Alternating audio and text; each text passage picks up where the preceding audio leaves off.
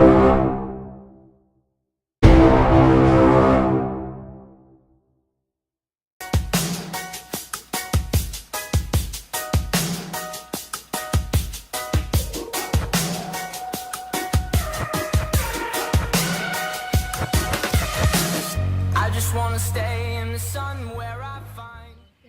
today I will explain to you about the classical semantic theory.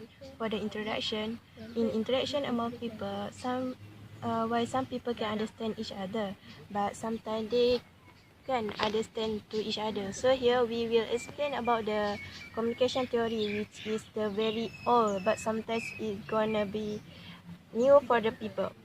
Frankly speaking, the first person who thought about the communication was Aristotle. Aristotle considered this, and then he left the number. It was right that you have to go to hire somebody to teach you how to represent yourself.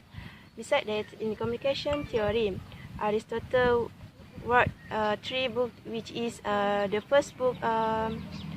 They taught all about the sender, and then another book they talk about the receiver.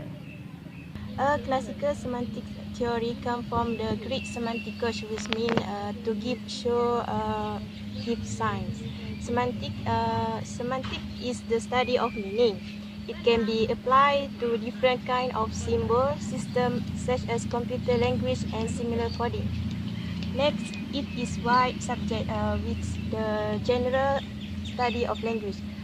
As we know that we can communicate with each other by using language can be understood by other people.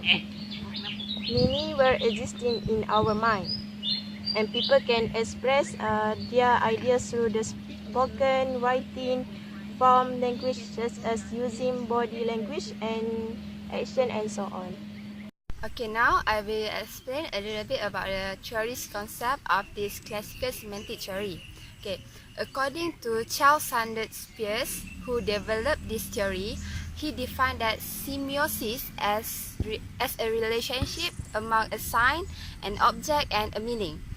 Classical semantic theory has not only captured the exact nature of the relation between word and meaning and sentences meaning, but it must be able to state in what ways this relation is depend on word order, or as we shall see, other aspect of grammatical structure of the sentence.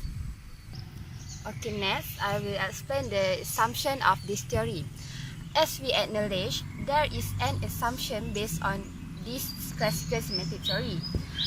It is the meanings are not residing with words, it resides with the peoples.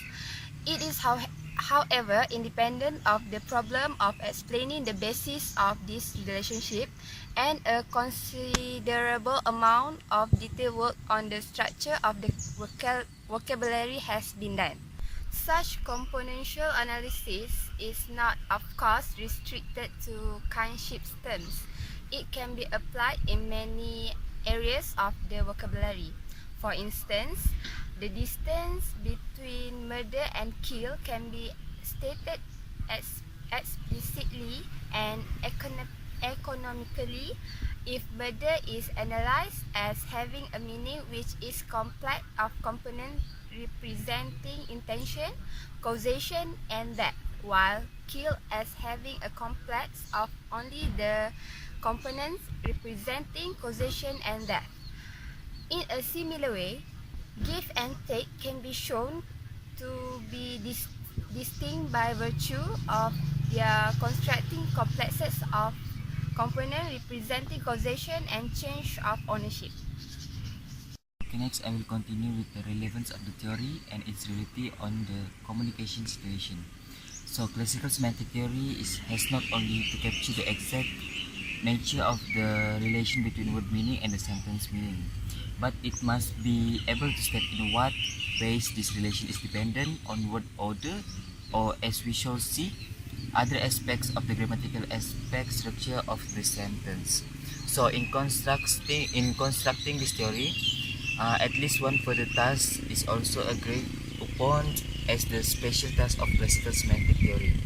Not only do words and sentence have meanings, but these meanings are related to those of others' words and sentence.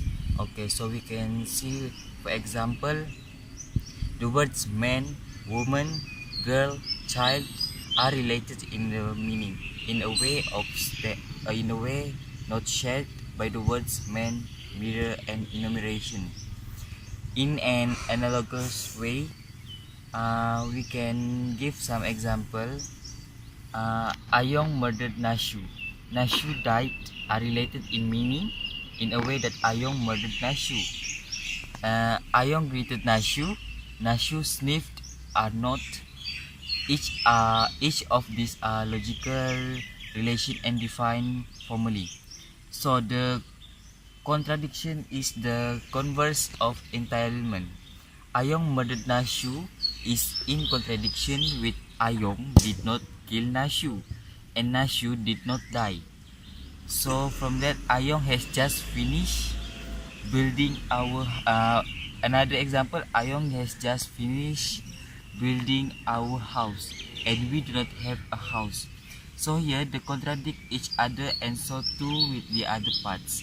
So from that we can see this is the example of situation that we can relate with this classical semantic theory. Okay, the first rank from this classical semantic theory that we can get is we can try to learn and study about the meaning of the symbol that we usually use in our daily life.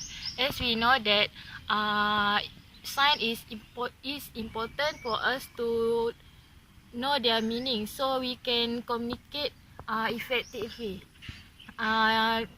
From this sign, we need to know the basic sign to the complex sign with their meanings. The second strength for this theory is if we know the meaning of the sign or symbol, so we can avoid from misunderstanding with others. They also have their weaknesses. First, one may have more than one image for single expression. This because this a means for different thing is different with other people's. So it shows that the weaknesses is word or sign may have many meanings. From this theory is there are many meaning for one symbol or sign. All have same meaning but different signs. So it give hard for other people to understand the sign and their meanings. So the the third weaknesses for this theory is words and sentence can be ambiguous and in diverse way. This because people can use ambiguous sentence to talk with other. So only a few people will understand this ambiguous sentence. There are a few critiques about this theory.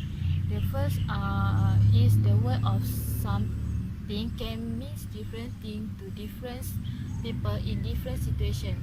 This because any sign or words which has its own meanings is great with certain reference for based to its plus it we have our own culture that we need to follow and use based on our tradition.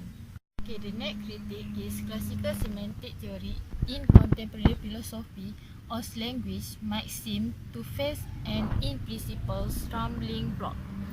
It's because if two languages are comprised of just the same words with the same meanings, it seems hard to say how we say anything about different view and about semantic in general.